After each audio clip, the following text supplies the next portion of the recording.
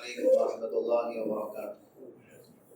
الحمد لله الذي نزل الفرقان على عبده ليكون للعالمين نذيرا، وأشهد أن لا إله إلا الله وحده لا شريك له، وأشهد أن محمدا عبده ورسوله.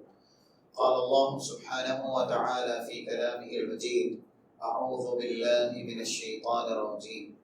والله يختص برحمته من يشاء واللہ ذو الفضل العظیم۔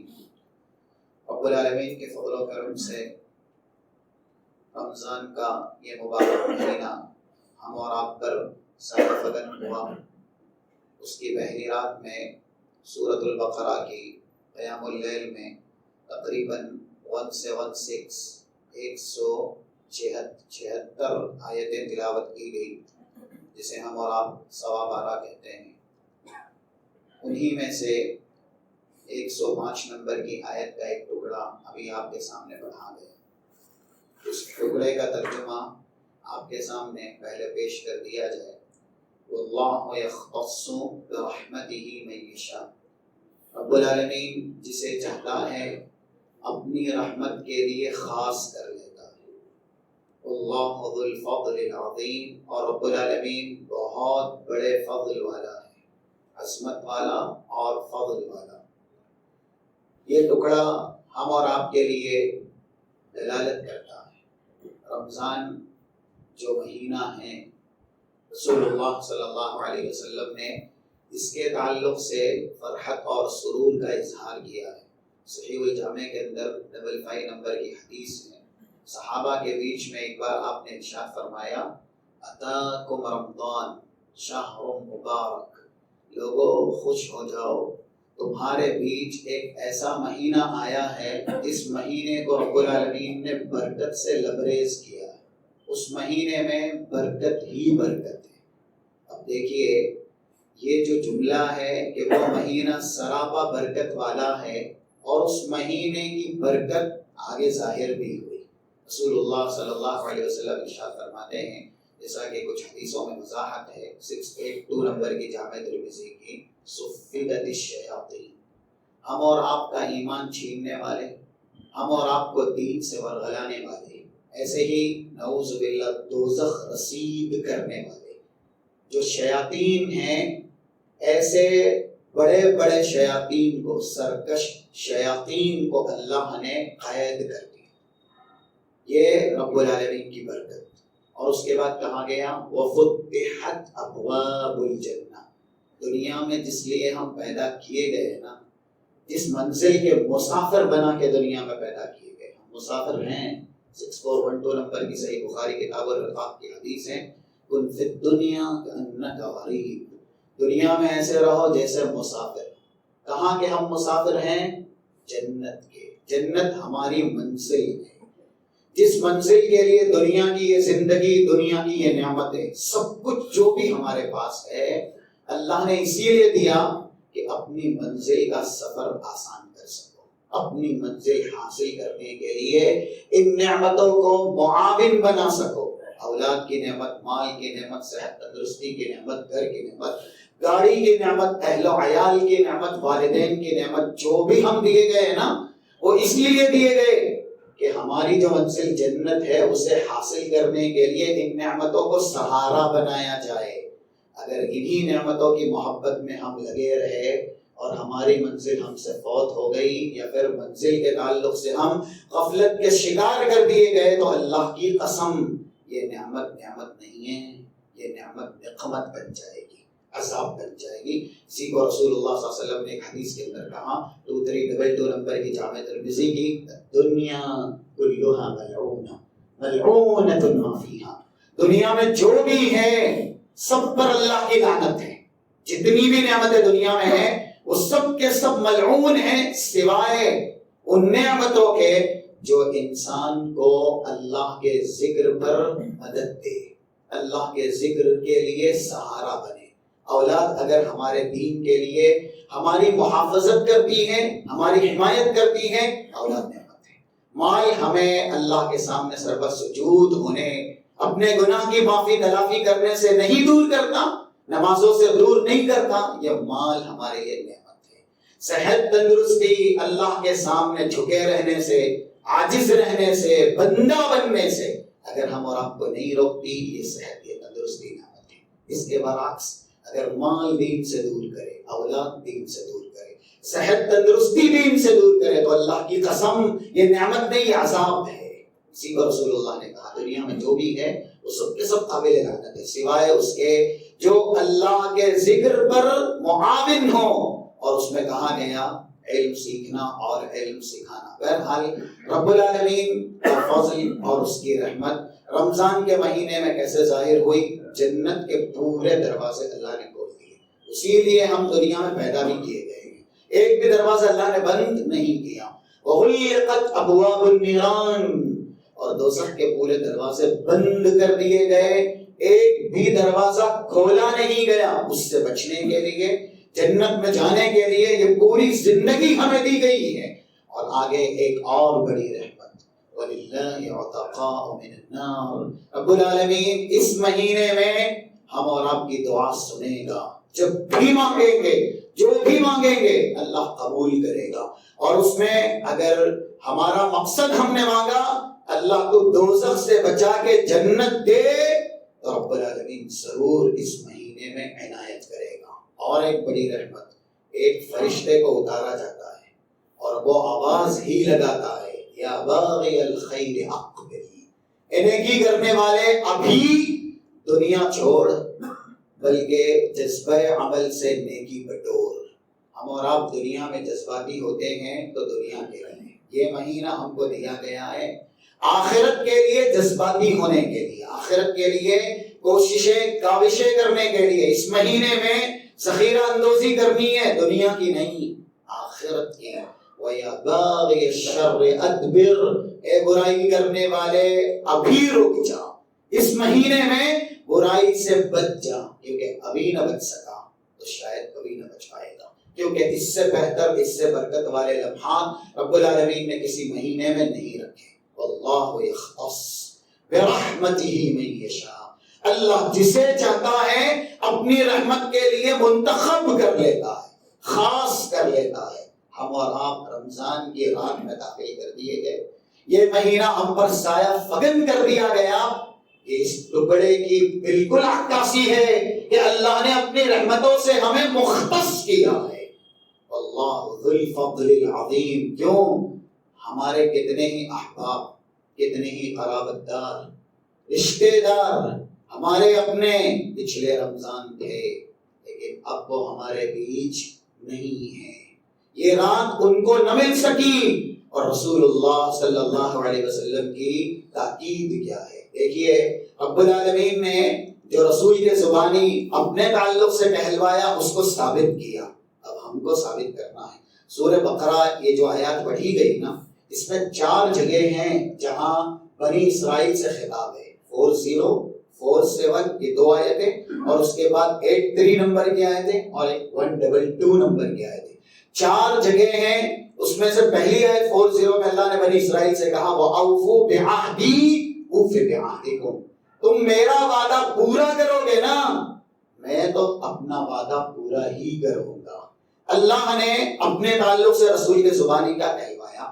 5999 صحیح بخاری کی حدیث کا نمبر ہے، لَاللَّهُ أَرْحَمُ بِعِبَادِهِ مِنْ هَذِهِ الْأُمِّ عَلَى وَلَدِهِ، ایک ماں نے جو قیدی بنا کے لائی گئی تھی، بچہ بچھڑ گیا تھا، اور اس بچے کو ملنے کے بعد جس شدت اور شفقت اور محبت کے ساتھ اپنے سینے سے چپکایا تھا، اور رسول اللہ نے یہ منظر صحابہ کے سامنے جب دیکھا تو کہا کیا اترون هذه الام طارحة ولدها في النار، یہ خاتون اپنے اس بچے کو جس کے ساتھ اتنی محبت کر رہی ہے آگ میں ڈال سکتی ہے؟ سارے لوگوں نے کہا ہرگز نہیں۔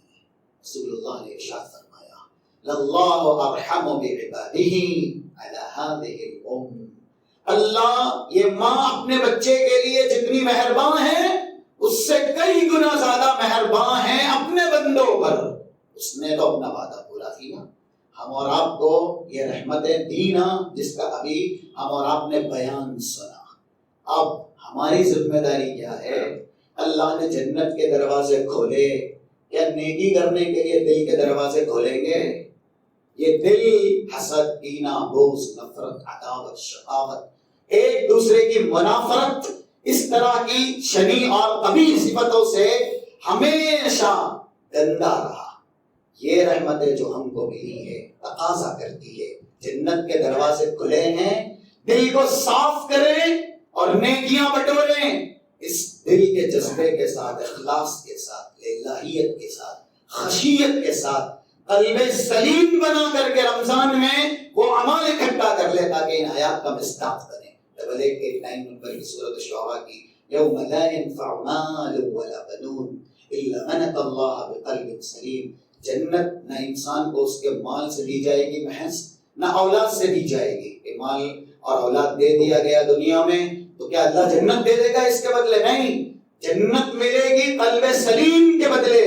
دل پاک کیجئے شرک سے بھی، نفاق سے بھی، گناہ کبیرہ سے بھی، تو اللہ نے جنت کے دروازے کھولے۔ دل کے دروازے کھولیں گے، اگر ہم اور آپ دل کے دروازے کھولیں گے تو پھر وَأَوْفُوا بِعَهْدِي أُوفِ بِعَهْدِكُمْ، لوگوں میرے وعدے کو پورا کرو، میں تو تم سے کیا گیا وعدہ پھر ضرور پورا کروں گا۔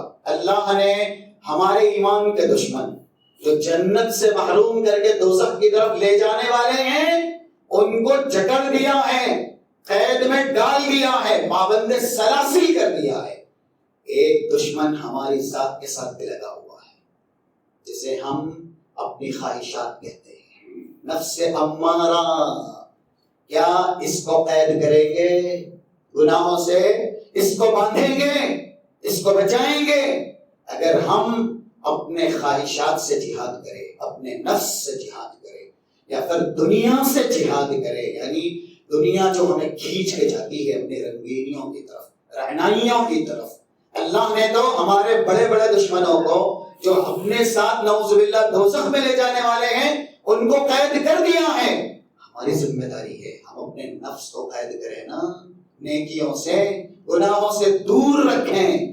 رب العالمین نے ایک صدا لگانے والے کو وہ پیغام یاد دلانے کے لیے ندا اور صدا لگانے پہ لگا دیا، لوگوں دنیا میں رہ کر کے جنت کو نہ بھولنا، دنیا میں رہ کر کے دوزخ سے بچنے کو نہ بھولنا، اسی لیے تو تم دنیا دیے گئے ہو۔ اگر اس کو ہی بھول جاؤ گے تو پھر دنیا کی زندگی وبال جان ہو جائے گی۔ کیا ہم یاد رکھیں گے اپنے مقصد کو؟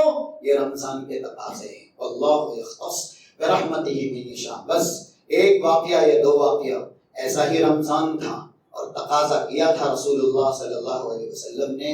قرآن کریم کی ایک آیت آج پڑھی گئی، اس میں بھی یہ تقاضا موجود ہے، 148 نمبر کی سورہ بقرہ کی، فاستبقوا الخیرات۔ لوگوں رحمتیں لوٹنے کے لیے، نیکیاں بٹورنے کے لیے، اپنے آپ کو سرتا پیر اللہ کی رضا کا جامہ پہنانے کے لیے تمہیں آگے بڑھنا ہوگا۔ ہم دنیا کے لیے بہت دوڑے لیکن دنیا ہم سے اور زیادہ آگے گئی ہے۔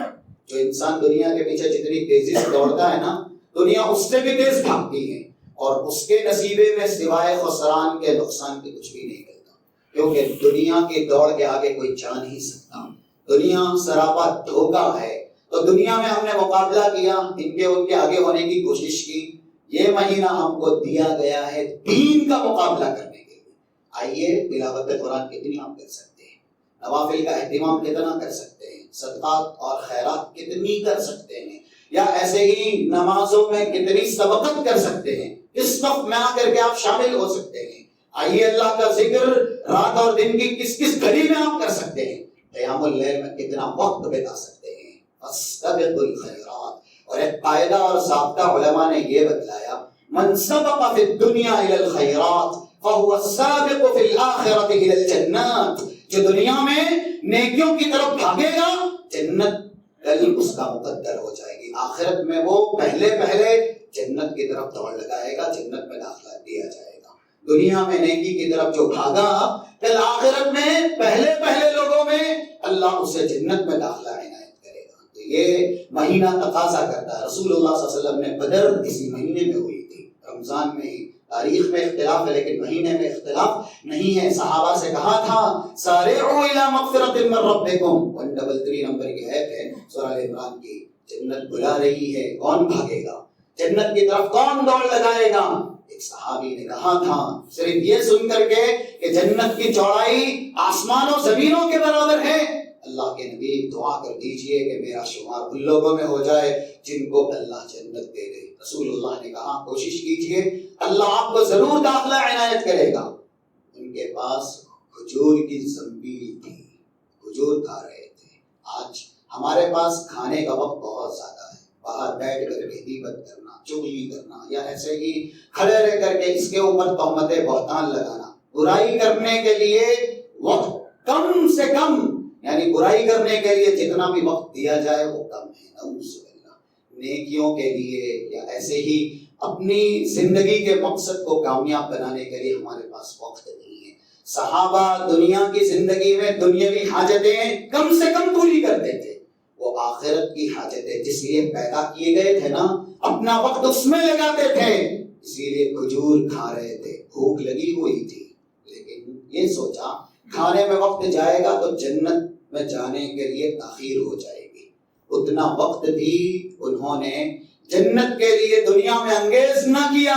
فرما بما کان معه من التمر، کھجور کی تھیلی زمین پہ پھینکی، اور اس کے بعد مشى بسیفہ، جو کچھ بھی تھا پاس میں، کیونکہ میدان جہاد میں بدر میں ہی رسول اللہ نے یہ کہا تھا کہ جنت بلا رہی ہے، جنت کی طرف گئے، اپنے وجود کو قربان کیا، سرتا پیر یہ جسم ہے نا اس کو کٹوایا اللہ کی رضا کے لیے، اور جنت میں پہنچ گئے۔ چلیے آج جی کر کے ہم اور آپ جنت حاصل کر سکتے ہیں، بشرط اپنا یہ قیمتی وقت دین کے لیے لگائیں، اپنا یہ قیمتی وقت اللہ اس کے رسول کی تابعداری کے لیے لگائیں۔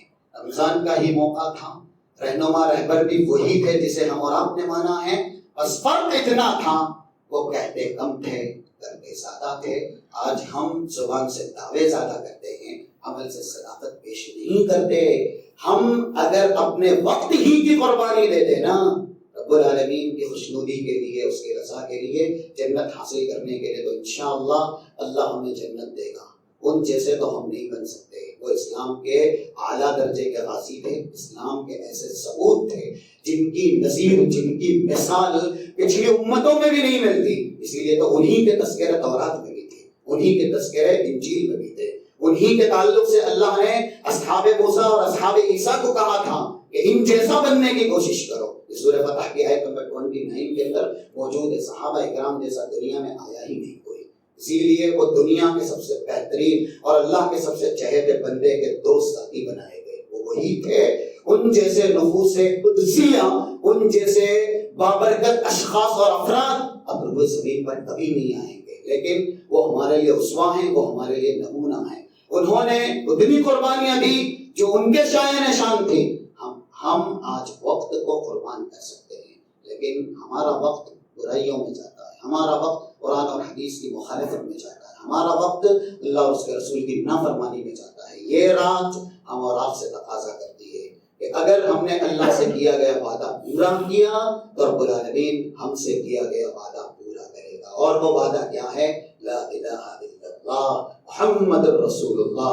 اللہ تیری ہی عبادت کریں گے، تیرے رسول کے طریقے پہ چل کے، تیرے رسول کی شریعت پہ چل کے۔ یہ وعدہ اگر ہم پورا کرتے ہیں، وَمَنْ أَصْدَقُ مِنَ اللَّهِ قِيلًا وَمَنْ أَصْدَقُ مِنَ اللَّهِ حَدِيثًا، اللہ سے بہتر، اللہ سے بڑھ کر کے سچ بولنے والی کوئی ذات نہیں ہے۔ رب العالمین کا یہ وعدہ ہے، اوفوا بعہدی اوف بعہدکم، تم پہلے میرا وعدہ پورا کرو، میری عبادت کرو، مجھ سے جنت مانگو، دوزخ سے نجات مانگو، اوف بعہدکم، میں انشاءاللہ تمہارا وعدہ پورا کروں گا۔ یہ کچھ باتیں تھیں ابتدائی رات کے تعلق سے، جو کچھ آیات ہم نے سورہ بقرہ کی سنی اس کے متعلق۔ رب العالمین ہمیں قرآن اور حدیث کی باتیں سننے، سمجھنے، عمل کرنے کی توفیق عنایت فرمائے۔ اللهم اجعلنا ممن الذين يستمعون القول فيتبعون احسنه، اولئك الذين هداهم الله واولئك هم اولو الالباب۔ والسلام علیکم ورحمۃ اللہ۔